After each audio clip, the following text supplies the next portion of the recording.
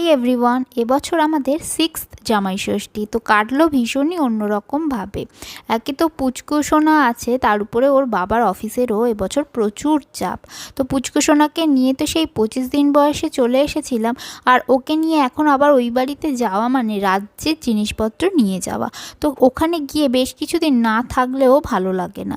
তো সেই জন্য ঠিক করেছিলাম যে এবছর এখানেই জামাই ষষ্ঠী সেলিব্রেট করা হবে বিকেলের দিকে, ও অফিস থেকে ফেরার পর।